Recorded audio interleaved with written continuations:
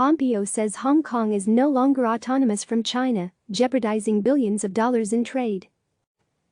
Washington Secretary of State Mike Pompeo said he certified to Congress Wednesday that Hong Kong no longer enjoys a high degree of autonomy from China, a decision that could result in the loss of Hong Kong's special trading status with the U.S. and threaten its standing as an international financial hub.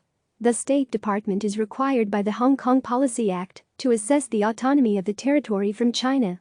After careful study of developments over the reporting period, I certified to Congress today that Hong Kong does not continue to warrant treatment under United States laws in the same manner as U.S. laws were applied to Hong Kong before July 1997, he said in a statement. No reasonable person can assert today that Hong Kong maintains a high degree of autonomy from China, given facts on the ground. His decision comes after Beijing introduced controversial national security legislation for Hong Kong, legislation that Pompeo again denounced in Wednesday's statement as a disastrous decision. Last week, the top U.S. diplomat warned that the passage of the legislation would be a death knell for Hong Kong's autonomy. The proposed law has prompted protests in Hong Kong and has been denounced internationally, with observers warning it could curtail many of the fundamental political freedoms and civil liberties guaranteed in the agreement handing the city over from British to Chinese rule in 1997. Under the one country, two systems policy, Hong Kong retains limited democracy and civil liberties despite being under Beijing's control. The autonomous region also holds a special trade status with the U.S., which grants it certain exemptions on trade that are not enjoyed by mainland China. Last year, Congress passed and President Donald Trump signed into law the Hong Kong Human Rights and Democracy Act in support of the region's pro-democracy protesters. Under that law, the U.S. must annually verify to Congress that Hong Kong remains autonomous from China, or it risks losing its special status. Trump will determine next steps. A congressional aide told CNN that the certification does not automatically trigger action, and the president will determine the next steps. The loss of its special status would have significant financial implications. The U.S. Consulate General in Hong Kong says it represents more than 1,200 U.S. companies doing business there. More than 800 are either regional offices or headquarters. Hong Kong was the U.S.'s 21st largest goods trading partner in 2018, according to the Office of the U.S. Trade Representative. According to the U.S. Census Bureau, the U.S. exported $6.36 billion in goods and imported $952 million in goods from Hong Kong in the first quarter of 2020. Bill Reinsch, the Scholl Chair in International Business at the Center for Strategic and International Studies, predicted that a loss of status would result in an exodus, and not just American companies going elsewhere. It's bad news for Hong Kong as a financial center. Money goes where it's safe, he told CNN. It will also be a signal for banks to be very careful about Hong Kong. They've worked very hard to maintain the position they're in, which is very precarious. Watch and see what London does, watch and see what Tokyo does. It's going to change and the victims will be the people of Hong Kong. Xi Jinping doesn't suffer at all, he said. Stephen Orlins, president of the nonprofit National Committee on United States-China Relations, said ending the special status would be catastrophic. If we end Hong Kong's separate status, we hurt the people of Hong Kong more than it hurts the people of mainland China. It will devastate them. So the people who you try to protect, you are shooting, he told CNN.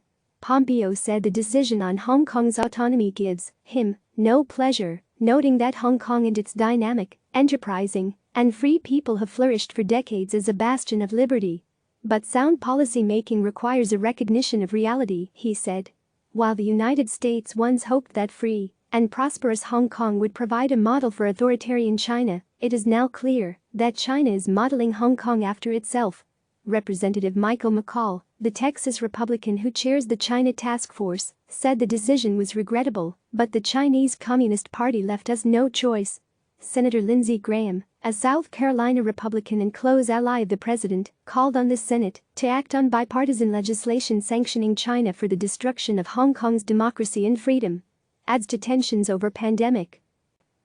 The decision comes as the rhetoric between Washington and Beijing has grown increasingly adversarial amid the coronavirus pandemic. The Trump administration has foisted blame on China for failing to be sufficiently transparent at the outset of the deadly virus. Orlin said that the administration's certification on Hong Kong fits in with the larger strategy of blaming China. the Trump campaign had decided to deflect action from its bungling of the coronavirus pandemic to blaming China. So a finding that the mainland government violated the one country, two systems model, and therefore Hong Kong is not to benefit anymore from the separate tariff entity system would be perceived as bashing China and would fit into his re-election plan, but it is so terrible to the people of Hong Kong, he told CNN. Under the 1997 handover agreement between the UK and China, Hong Kong's basic law was meant to ensure the territory's high degree of autonomy, with an independent executive, legislative and judicial system and control over its financial system, human rights and freedoms. Beijing also promised that Hong Kong citizens could elect their own local government by 2017. But in the last 2 decades, China has taken steady steps to infringe on Hong Kong's autonomy, culminating in the new proposed security law that bypasses the territory's legislature. Pompeo said in past weeks that he had delayed the required report to Congress on Hong Kong autonomy because the State Department was closely watching what's going on there. He noted last week that pro-democracy legislators were manhandled while trying to stop a procedural irregularity by pro-Beijing legislators. Leading Hong Kong activists like Martin Lee and Jimmy Lai were hauled into court. Actions like these make it more difficult to assess that Hong Kong remains highly autonomous from mainland China, he said. The top U.S. diplomat also repeatedly warned about the impact the national security legislation would have on the U.S. assessment.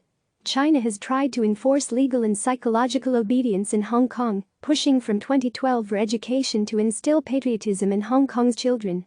In 2014, China issued a report asserting its authority over Hong Kong, sparking protests, and then moved to ban small pro-Hong Kong political parties and silence pro-independence voices.